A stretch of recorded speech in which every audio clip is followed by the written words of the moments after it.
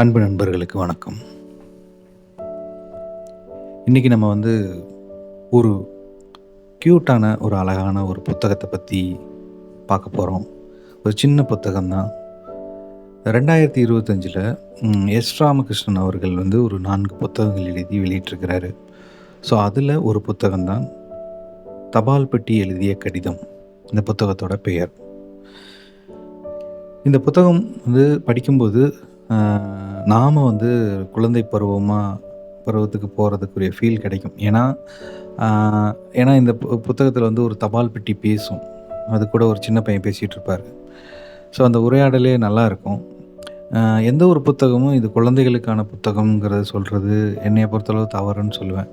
ஏன்னா இதை படிக்கும்போது நம்மளும் அந்த குழந்தை தனமான ஒரு எண்ணத்தில் இதை படிக்கும்போது அந்த நாஸ்டாலஜி ஃபீலெல்லாம் கிடைக்கும். இதில் அவ்வளோ அருமையாக இருந்தது. ஒரு சின்ன புத்தகம்தான். அழகாக நரேட் பண்ணியிருந்தார் எஸ்ரா அவர்கள். ஸோ இந்த கதைக்குள்ளே நம்ம போகிறதுக்கு முன்னாடி நமக்கும் கண்டிப்பாக இப்போ இருக்கிற ஜென்ரேஷனுக்கு ஒரு போஸ்ட் ஆஃபீஸ் பற்றி ரொம்ப தெரிஞ்சிருக்க வாய்ப்பில்லை. இப்போது அதை யூஸ் பண்ணியிருக்கவே மாட்டாங்க. அது என்னன்னு தெரியுமே தவிர அதை யூஸ் பண்ணியிருக்கவே மாட்டாங்க. இப்போ கூட பார்த்திங்கன்னா ஜிமெயிலில் ஸ்பேஸ் இல்லை, ஸோ அதுக்கு பே பண்ணணும் அப்படிங்கிற ஸ்டேஜ் வந்துருச்சு. ஃபுல்லாக ஆன்லைனில் தான் எல்லாமே கம்யூனிகேஷன் நடந்துகிட்ருக்கு. போஸ்ட் ஆஃபீஸே பார்த்திங்கன்னா ஒரு பேங்க் மாதிரியும் கன்வெர்ட் ஆகிட்டுருக்கு. பெரிய அளவில் ஒரு கமர்ஷியலான சில பார்சல் போக்குவரத்துகள் நடக்குதே தவிர மக்கள் லெட்டர்ஸ் போடுறது, போஸ்ட் கார்ட் போடுறது, இந்த பழக்கங்கள் ரொம்ப அழிஞ்சிடுச்சு. சொல்லப்போனால் அது எண்டு வந்துருச்சு. நிறைய இடத்துல முன்னெல்லாம் அந்த போஸ்ட் பாக்ஸ் தொங்க விட்டுருப்பாங்க, பார்க்க முடியும். இப்போ அந்த போஸ்ட் பாக்ஸுங்கிறதே இல்லை. அது அந்த போஸ்ட் பாக்ஸ் தொங்க விட்டுருக்கிற இடமே ஒரு அழகாக இருக்கும். சில இடங்களில் நல்லா பார்த்திங்கன்னா ஒரு மரத்தில் மர நிழலில் தொங்க விட்டுருப்பாங்க. அந்த அந்த போஸ்ட் பாக்ஸே பார்த்திங்கன்னா ஒரு சிவப்பு கலரில் அந்த மரத்தோட ஒரு நண்பர் மாதிரி தொங்கிக்கிட்டு இருக்கும். அதை கிராஸ் பண்ணி பார்க்கும்போதெல்லாம் ஒரு பழமையான ஒரு ஃபீல் கிடைக்கும். ஸோ இது மாதிரி நம்ம முன்னாடியெல்லாம் அந்த பொங்கல் வாழ்த்துக்கள், தீபாவளி வாழ்த்துக்கள், பிறந்தநாள் வாழ்த்துக்களுக்கெல்லாம் முன்னாடி அதுக்குன்னு ஒரு கார்டு இருக்கும், போஸ்ட் கார்டு இருக்கும், இல்லைன்னா வாழ்த்து அட்டைகள் இருக்கும். இதெல்லாம் வாங்கி அதுக்கு ஒரு ஸ்டாம்ப் ஒட்டி அழகாக அனுப்புவோம். அந்த ஒரு நினைவுகள் ஞாபகம் வருது இதை படிக்கும்போதெல்லாம். அதுக்கப்புறம் பார்த்திங்கன்னா எக்ஸாமோட ரிசல்ட்லாம் முன்னாடிலாம் போஸ்ட் கார்டில் வரும். அது ரொம்ப இன்ட்ரெஸ்டிங்காக இருக்கும். அதுக்கப்புறம் பெரியவர்கள் யாராவது வீட்டுக்கு கடிதங்கள் போடும்போது அதை நம்ம பிரித்து பார்க்கும்போது அவங்களோட எழுத்துக்கள் ரொம்ப கடினமாக இருக்கும் படிக்கிறதுக்கு. அது இன்லேண்ட் லெட்டர்னு சொல்லுவாங்க. ப்ளூ கலரில் இருக்கும். அதில் நிறையா எழுதலாம். அவ்வளோ எழுதியிருப்பாங்க. ஸோ எனக்கு ஏன் இது ரொம்ப இந்த போஸ்ட் கார்டு, இந்த லெட்டர்ஸ் ரொம்ப பிடிக்கும்னா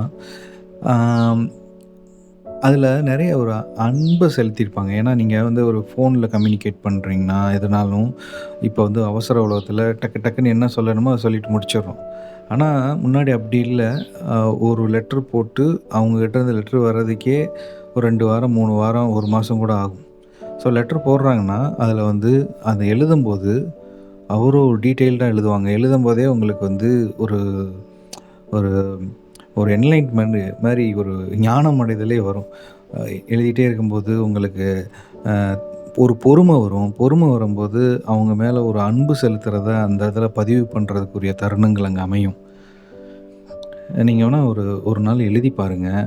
யாருக்காவது சும்மா யாருக்காவது லெட்டர் எழுதும்போது எழுதுகிறோன்னு நினச்சிட்டு நீங்கள் எழுதி பாருங்கள். நீங்கள் லேப்டாப்பில் டைப் பண்ணுறத விட இதில் எழுதுறது பார்த்திங்கன்னா அது ஒரு விடுதலைன்னே சொல்லலாம். நிறையா மனசில் இருக்கிறது எல்லாத்தையும் எழுதுவோம். சென்டிமெண்டலாக கூட இருக்கும். எதாக இருந்தாலும் எழுதிடுவோம். ஸோ அந்த மாதிரியான ஒரு தருணங்கள் இந்த போஸ்ட் கார்டில் நமக்கு கிடைக்கும். தபால் பெட்டி எழுதிய கடிதம். இந்த கதையில் என்னென்னா ஒரு சின்ன ஒரு ஊர். அந்த ஊரில் பார்த்திங்கன்னா ஒரு போஸ்ட் பாக்ஸு, ஒரு அ ஒ ஒரு தேர் தெருன்னு சொல்லுவாங்க. அந்த தெருவுல வந்து தொங்க விட்டுருக்குறாங்க. ஸோ அந்த ஊர்ல ரொம்ப வறுமையில இருக்கிற ஒரு பையன படிக்க வைக்கிறதுக்காண்டி அவங்க அம்மா வந்து அவங்களோட அண்ணன் வீட்ல விட்டுட்டு போயிருப்பாங்க. ஸோ அந்த பையனுக்கு அவங்க மாமா, அத்தை வீட்ல படிச்சுட்ருக்காங்க. காலையில ஸ்கூலுக்கு போயிட்டு சாயங்காலம் அந்த மாமாவோட மளிகை கடையில வேல பார்ப்பான். ஆ அவங்களோட அத்தைக்கு வந்து இவன் இங்க இருக்கிறது பிடிக்கல. ஸோ அதனால அவனுக்கு சரியா சாப்பாடு போடாம இருக்கிறதும், சரியா வந்து அவன கவனிக்காம இருக்கிறதும், திட்டிட்டே இருக்கிறதும் இருக்கு. இவனுக்கு ஒரே ஆறுதல் வந்து என்னன்னா, லெட்டர் போடுறது தான். லெட்டர் போடுறது வந்து எப்படின்னா, அவன் நண்பர் மூலமா அவனுக்கு வந்து ஒரு அறிமுகம் கிடைச்சிருக்கும். லெட்டர் போடணுங்கிறது. ஸோ லெட்டர் வந்து போஸ்ட் கார்டு வாங்கி எழுதி அவங்க அம்மாக்கு அனுப்புவான். இது வந்து நடந்துட்டே இருக்கும். ஒரு ஸ்டேஜில அவங்க வீட்ல அத்தைக்கு தெரிஞ்சிரும். அதனால அதையும் புடிச்சு திட்டுவாங்க. அது அந்த போக்குவரத்து நின்றும். இப்படி இருக்கும்போது ஒரு நாள் வருத்தத்தில இருக்கும்போது, போஸ்ட் பாக்ஸ் வந்து இவன்ட்ட வந்து கேட்கும், பேசும். "ஏன் முன்னாடி மாரி நீ இப்போ வர்றதில்லன்னு" சொன்னோனே இவனுக்கு ஆச்சரியமா இருக்கும். "என்ன போஸ்ட் பாக்ஸ் பேசுது" அப்படின்னு சொல்லிட்டு 2 பேரும் ஒரு உரையாடல் நடத்துவாங்க.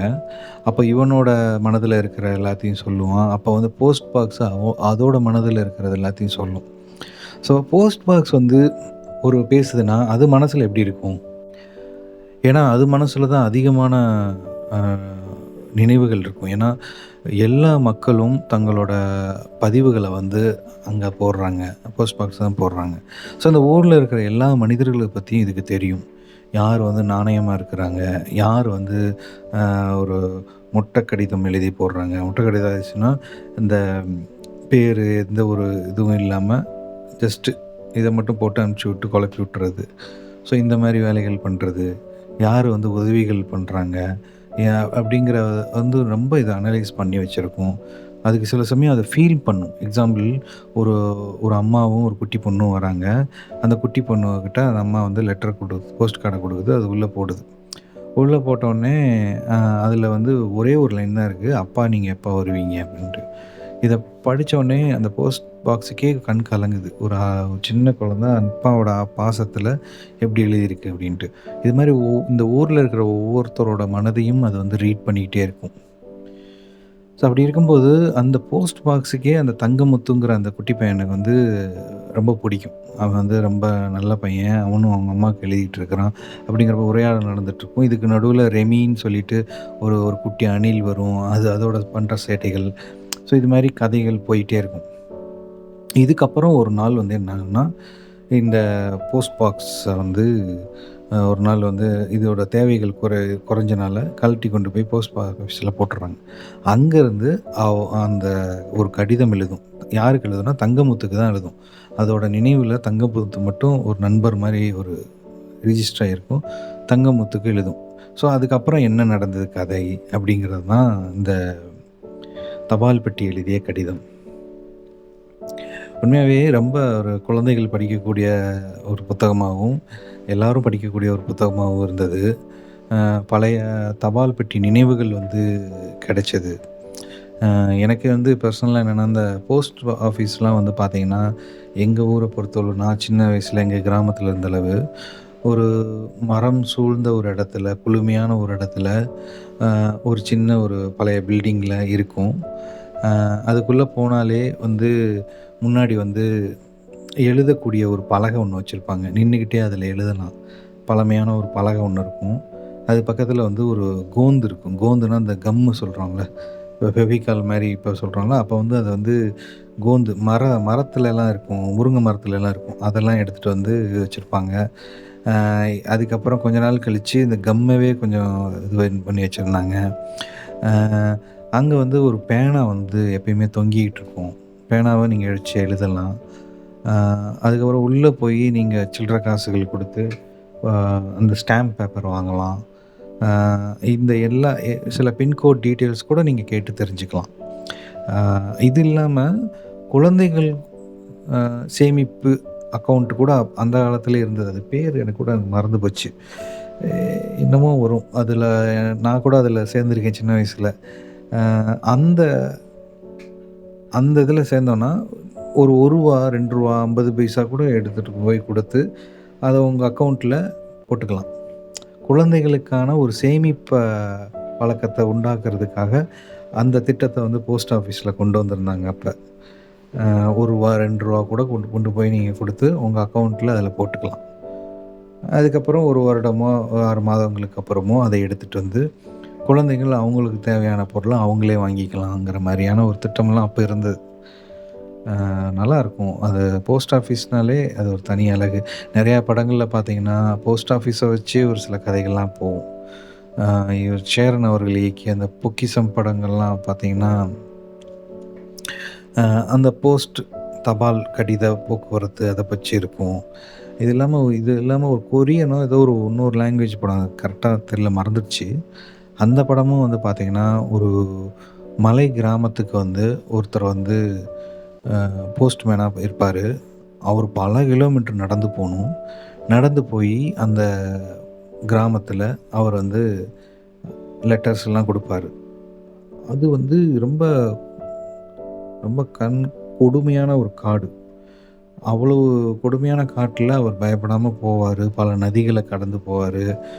பல மலைகள கடந்து போவாரு. அங்க போயிட்டு அங்க எல்லாம் டெலிவரி 2, 3 ஹவர் போற வழியிலேயே இருக்கும். எல்லாம் குடுத்துட்டு அப்படியே வருவாரு. அப்படி இருக்கும்போது ஒரு ஸ்டேஜில அவருக்கு உடம்பு சரியில்லாம போயிடும். அப்ப வந்து அவருக்கு பதிலா அவர் பையன் வந்து போவாப்படி. போகும்போது அ அப்பதான் அந்த பையனுக்கு ஒரு ஃபீல் ஆகும், கிடைக்கும். என்னன்னா, இவர் தன் அப்பாவுக்கு வந்து இந்த ஊர்ல எவ்வளோ மதிப்பு இருக்கு அப்படின்ட்டு. அவர் வந்து போஸ்ட்மேன்னா நீங்க சாதாரண இப்ப இங்க அ சிட்டில இருக்கிற மாரி ஒரு ஒரு வேல மட்டும் பார்த்துட்டு இருக்கிற ஆள் மாரி இல்லாம, அவர வந்து தன் குடும்பத்தில ஒரு உறுப்பினராவும், ஊர்ல ஒரு முக்கியமான ஆளாவும் அவங்க கன்சிடர் வச்சு பண்ணியிருப்பாங்க.